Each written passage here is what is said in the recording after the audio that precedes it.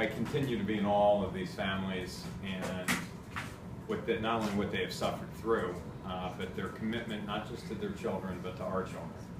And from the first day I met them, their passion and their promise was that the suffering that they had experienced, which is almost unspeakable, they never wanted to see another family go through again. And as I met with Mark the first time, Mark told me the story about how he came home from work and saw tragedies like this, and that he would take a moment and try to consume the enormity of what had happened, and then, like all of us, go about our lives, taking our children to Little League or Boy Scouts or whatever the events may be of the day, and never thinking that this could happen to them until one day, in a school that looks just like our schools, with children that go to school every day just like our children do, the unspeakable happened to them. And this legislation is about a lot of things. And it is about protecting the Second Amendment while at the same time reducing gun violence. And it is about a proven track record that worked during the assault weapons ban. And it is about statistically proven that the reality is that when this happened before, we saw a reduction of these types of magazine clips in the community, and we saw that reduction relate to a reduction in violent crime. All of that being said, it is truly about these tragedies can be reduced, if not eliminated, by passing legislation like this, and that my children will be safer, and that your children will be safer if we do this, and that we learn the painful lesson from these families. And I want to thank them for being here. I was embarrassed to ask them to come back again. I know I've said that a couple times. I said that to them privately. But they assured me that this is what they want to do, and there's no other place that they would rather be. And in the memory of their children, but more importantly, for the safety of ours, we're very happy that this bill has moved forward, and it is not important, it is not critical, it is not necessary. It must be signed by the government. This is a bill that has met the needs and the test of everyone and every advocate that has asked for this. And I hope and I believe that the governor, who is a father himself, will do the right thing and sign this legislation. So I want to thank you for being here. I just want to introduce the families real fast and give Mark and Neil an opportunity to speak. And Mark's niece, Lauren, who is my daughter's name, is here as well. And if Lauren wants to say something, no pressure, but we would certainly be happy to have her say a few words. So, gentlemen, Neil, you want to thank you. I just want to thank the legislature for passing this bill. It's something that will make a change, will make schools safer, our community safer, and our children safer. It's something that needed to be done. So whatever we can do to protect our children, we need to do, along with protecting the Second Amendment, as this bill does.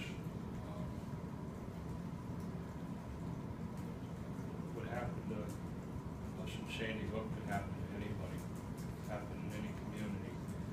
It continues to happen on a daily and a weekly basis in school. And just changes have to happen to help prevent this from ever happening to other families and communities. Our community is a heartbroken community, devastated. It's going to take years for it to recover and heal from the tragedy that happened December 14th, 2014. My life will never heal. Loss of my only son, my only family. I just want to say thank you very much for your support. Thank you. My name is Mark Barden. On December 14, 2012, I lost the youngest of my 3 children. This is my little Daniel, his brother James, and his big sister Natalie. And in an instant, when a gunman went into Sandy Hook Elementary School carrying high-capacity magazines, he was able to murder 26 people in under 5 minutes. We would like to say, from the bottom of our hearts, thank you to New Jersey for doing the right thing to make children and families in New Jersey safer. Hopefully, you won't have to live our pain. Thank you very much, New Jersey. You okay? All right. Lauren, how old are you? I'm 22. Good for you. You know, you don't realize how this touches families' lives. And, you know, I'm just so happy to see Lauren here today. And, you know, it's what family is about. And just a really remarkable and emotional day. And these families, you know, I hear Neil talk and how it will never heal. And, you know, I think when they pick up the newspapers every day, what we used to look at, whether it was to go to the box scores and see the sports page, I think, you know, your eyes start to now drift. And I can tell you from me, you know, before I look at what's in the news politically or from sports, you know, these families have touched me, and it'll never be the same for any of us. And I don't want to see this tragedy repeat, and I think this will help avoid that. Is there any questions from anybody? Yes, sir. I talked to one gun advocate and gun owner today, and he said this is going to make a felon out of all people who have magazines that are greater than 10. You know, again, I struggle with, there is a group of people that just don't want to see any of these laws passed because they look at it as a slippery slope.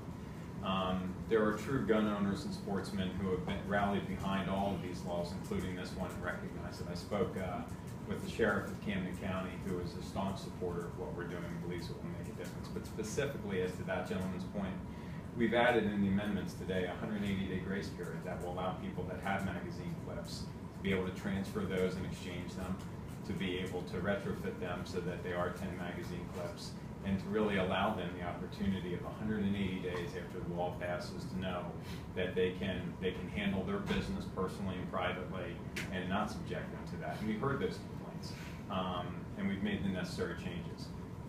The constant criticism, though, is really one that there's just never, for a small group of people, it will never be able to go far enough, and they're the very vocal minority. He said he's going to defy the law. He does that at his own risk.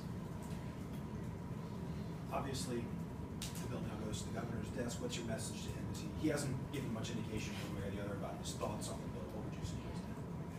This is a bill that's supported by over 70% of New Jerseyans.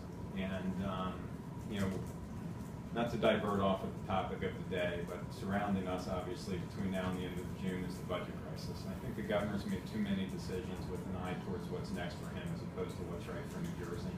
This bill's what's right for New Jersey. He's a father and he lives in this state. You know, it's one of the, you know, 70% of the people plus at this state can't be wrong. And when you look at the statistics from what happened during the assault weapons ban, you know, the numbers speak for themselves. Yes. There were even Democrats raising questions when it passed the Senate about what this would do to antique gun owners, that there should be some more exceptions written in it. Why did you go forward without addressing some of the more things that even some Democrats like Paul Sarlo raised? Well, you know, we believe that it's important to continue to move this bill forward because every day that goes by, you know, in New Jersey at Short Hills, there was a couple that went Christmas shopping this year, and husband was gunned down as two people tried to hijack his car, and that's what Neil's talking about. There's not a day that you can't pick up the newspaper or go onto the internet and see another tragedy. So I believe it's important for this bill to move forward, and I don't think that the mass portion of guns that are being used in violent crime are antique guns. If that's the type of issue that remains out there, we'll continue to address it. But let's try to scale and test the significance of that issue. I don't believe that that is what's going to have the greatest impact in driving down crime and violent crime. I believe this will. Yes. At the risk of looking ahead again, there were a number of gun control bills that were vetoed by the governor in the last session. Where are we on this road to changing New Jersey's gun laws? Are there more bills to come? Is there more work to do? Are we at a finish line? Where are we in this process? Well, to be fair to the governor, he signed a number of bills also, and that's what bipartisanship is about.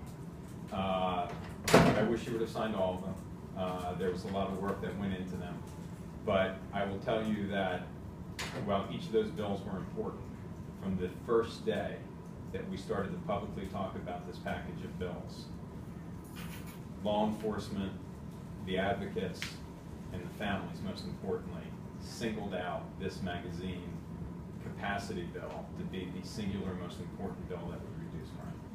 And it sends a very clear message. And unfortunately, like many things that we tackle in politics and in government, those things that are the most difficult are the most controversial, and it takes real courage to address those problems. This has not been without heartache. It's been heartache for the families that have had to come back over and over again to prove the case on the memory of their children that have been lost. But there have been threats and violence and everything else that have been associated with this. But that's the tactic of the people that are behind many of this, and there's a fear-mongering mentality to it. This is about making sure that we protect the rights of lawful gun owners and sportsmen.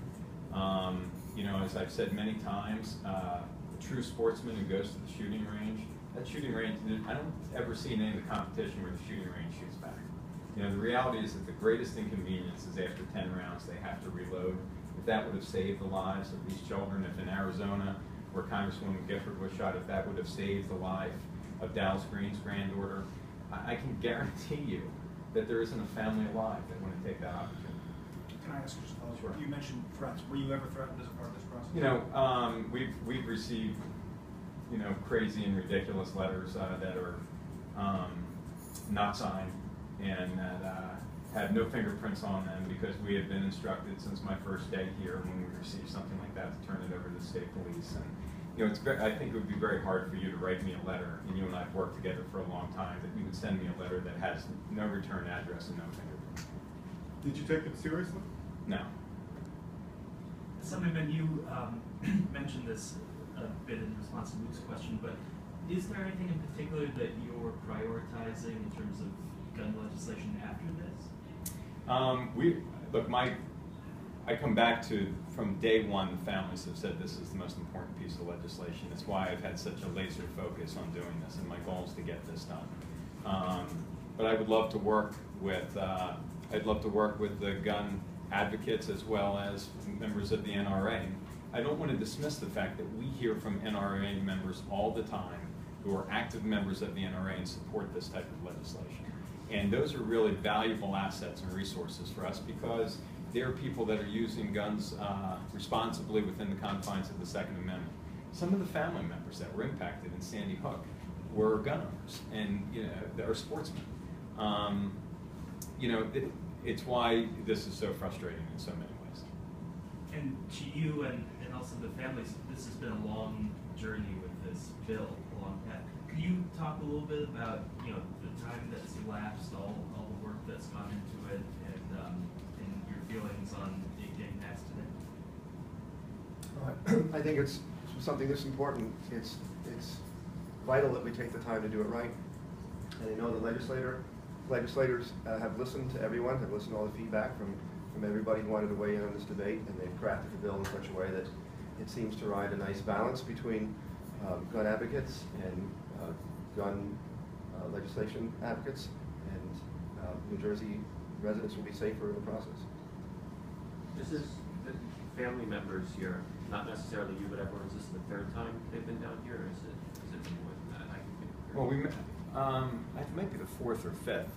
We met with some families just to strategically work through the bills and make sure that they thought, based on, let me step back for a second. Sadly, these families have become experts, and they've not just been in New Jersey. They've traveled to many states. Neil was in Nevada, he was sharing with me earlier. And as many of you have worked with me on other public policy issues, one of the things that I challenge people all the time is what's happening in other states, what's working, what's not.